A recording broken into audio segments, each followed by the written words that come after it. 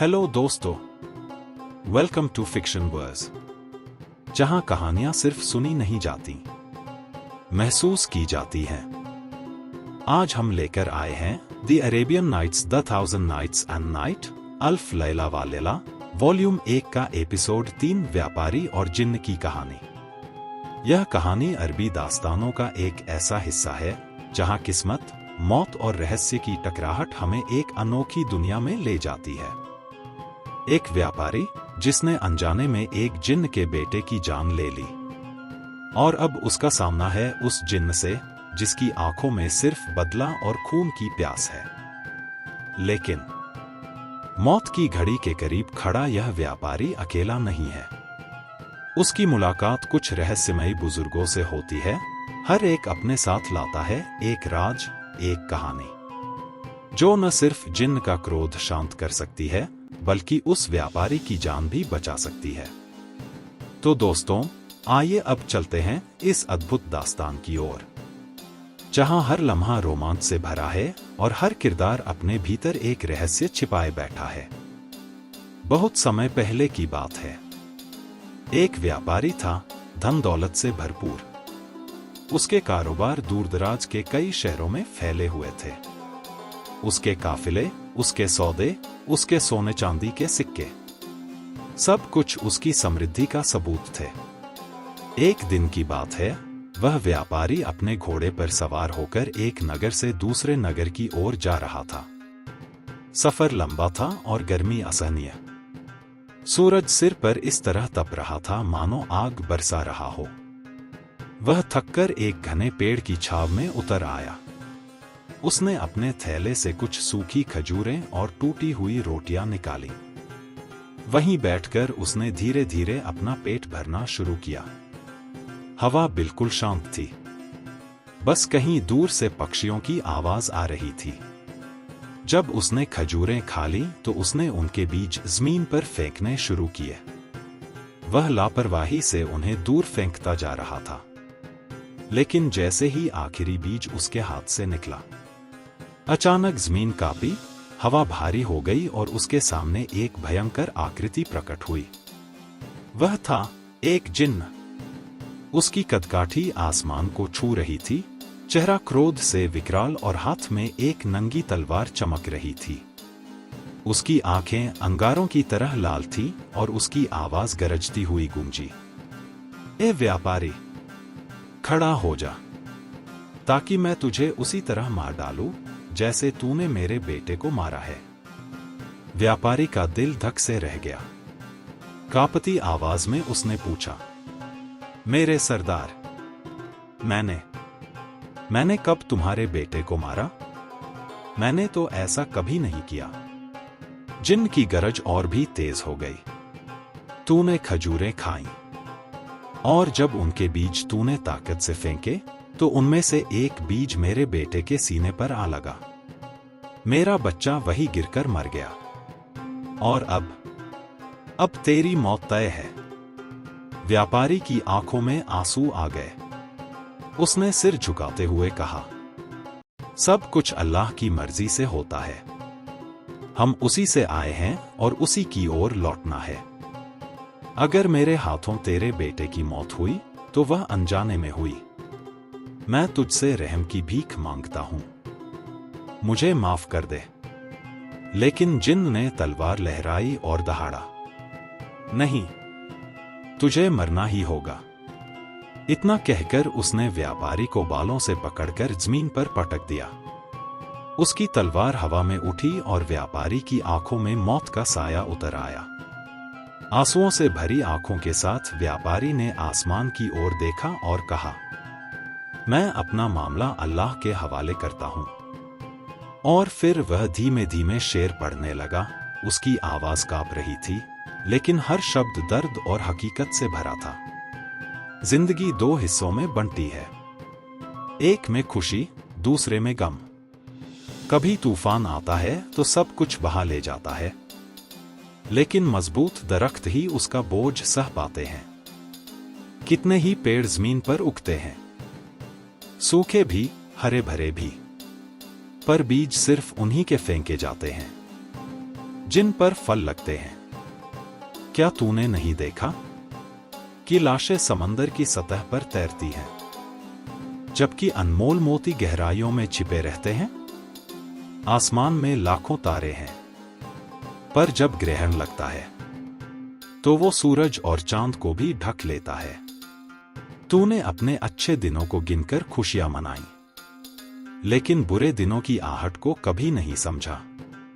रातों ने तुझे चैन दिया और उस चैन ने तुझे घमंडी बना दिया। व्यापारी की आवाज धीमी हो गई, उसकी सांसें भारी थी। जिन्न ने तलवार और ऊंची उठाते हुए कहा, बस, बहुत हुआ तेरे अल्फाजों का जाल। अब तुझे मरना ही होगा, अल्लाह की कसम। लेकिन व्यापारी ने आखिरी उम्मीद से कहा, ठहरो ए जिन्न, मेरी बात सुनो। मेरे ऊपर बहुत सारे कर्ज हैं, बहुत सा माल लोगों के पास जमा है। मेरा एक घर है, बीवी बच्चे हैं, जिम्मेदारियां हैं। मुझे बस 1 साल की मोहलत दो। मैं सबका हक अदा कर दूंगा, अपनी बीवी बच्चों से आखिरी मुलाकात करूंगा और अगले साल नए साल की शुरुआत में खुद तुम्हारे पास लौट आऊंगा। अल्लाह गवाह है, मैं वादा करता हूं कि मैं लौटूंगा। जिन्न ने उसकी आंखों में देखा और गहरी सांस खींचते हुए कहा, ठीक है, मैं तुझसे पक्का वादा लेता हूं। 1 साल बाद तू मेरे सामने लौट आएगा। अगर तूने झूठ बोला तो तेरा अंजाम और भी बुरा होगा। यह कहकर उसने व्यापारी को छोड़ दिया। व्यापारी कांपते हुए उठा, घोड़े पर सवार हुआ और अपने नगर लौट आया। वहां जाकर उसने अपना सारा कारोबार निपटाया, कर्ज चुकाए और हर एक का हक अदा किया। फिर उसने अपनी बीवी और बच्चों को सारी बात सच सच बता दी। आंसू और सिसकियों के बीच उसने एक कसूरवार की तरह उनसे विदा ली। दिन गुजरते गए और साल पूरा होने लगा। नए साल की पहली सुबह व्यापारी ने वुजू किया, अपने आखिरी कपड़े यानी कफन को साथ लिया, अपने पड़ोसियों और रिश्तेदारों को अलविदा कहा और भारी कदमों से उस जगह की ओर रवाना हो गया जहां उसकी मौत उसका इंतजार कर रही थी। व्यापारी भारी कदमों से उस बाग में पहुंचा। दिल में डर समाया हुआ था, लेकिन उसने हिम्मत नहीं छोड़ी।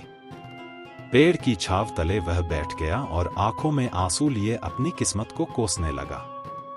आज वही दिन था, नए साल का पहला दिन, और यही दिन उसकी मौत का दिन बनकर आया था। वह खुद से बुदबुदाया, ए अल्लाह, तेरी मर्जी के बिना पत्ता भी नहीं हिलता। जो होना है वही होगा। इतना ही सोच रहा था कि अचानक दूर से एक बहुत बूढ़ा शेख दिखाई दिया। उसके हाथ में एक सुनहरी जंजीर थी और उस जंजीर से बंधी हुई थी एक हसीन हिरनी, जिसकी आंखें मोती जैसी चमक रही थी। शेख व्यापारी के पास आया और सलाम किया। सलाम ए भाई, अल्लाह तुझे लंबी उम्र दे।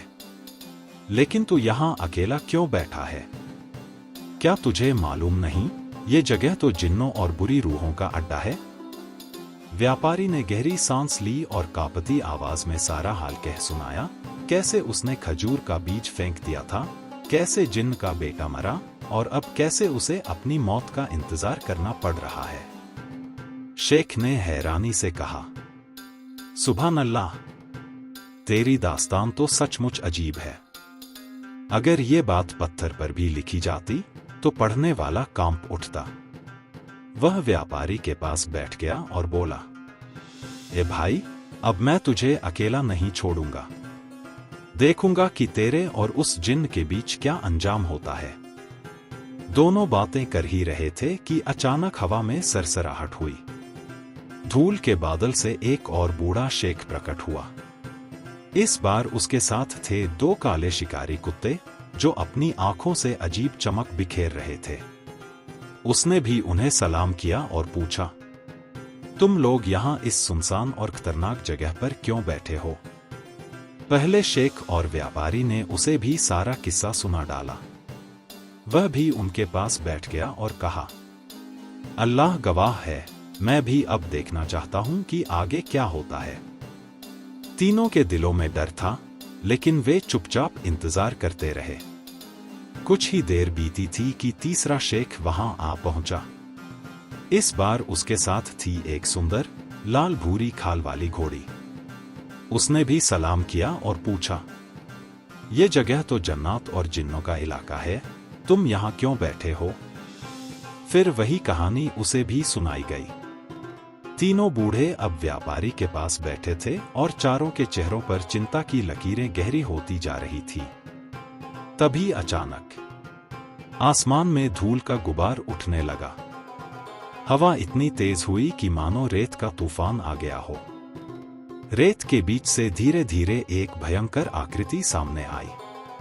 वही जिन्न। उसकी तलवार खून की प्यास से चमक रही थी।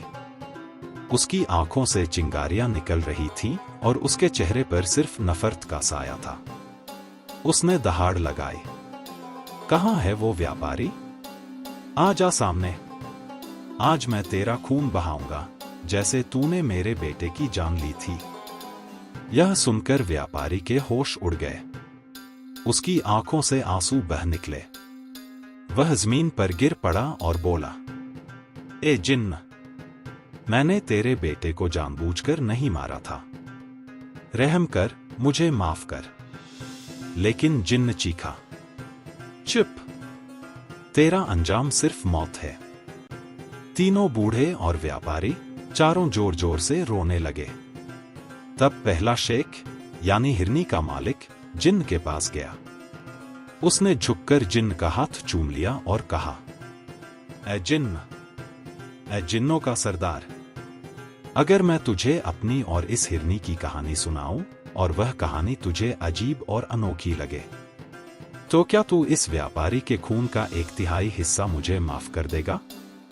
जिन्न ने तलवार थोड़ी नीचे करते हुए कहा, ठीक है शेख, अगर तेरी कहानी मुझे सचमुच अजीब लगी तो मैं व्यापारी के खून का 1/3 हिस्सा तेरे नाम माफ कर दूंगा।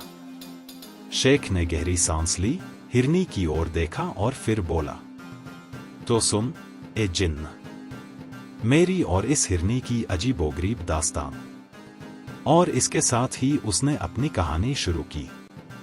और दोस्तों, यहाँ शुरू होती है उस पहले शेख की अद्भुत कहानी, जो न सिर्फ जिन्न को चौंकाने वाली है, बल्कि सुनने वाले के दिल दिमाग को भी हिला देती है। अब सवाल ये है, क्या उसकी दास्तान व्यापारी की जान बचा पाएगी, या फिर जिन्न का क्रोध किसी भी कहानी से शांत नहीं होगा? जानने के लिए जुड़े रहिए हमारी अगली कड़ी से। अगर आपको ये हिस्सा पसंद आया हो तो लाइक जरूर करें, अपने दोस्तों के साथ शेयर करें और हाँ, कमेंट्स में बताइए कि अगर आप उस व्यापारी की जगह होते तो क्या आप जिन्न से बचने के लिए अपना वादा निभाते? मिलते हैं अगले एपिसोड में, तब तक के लिए अलविदा।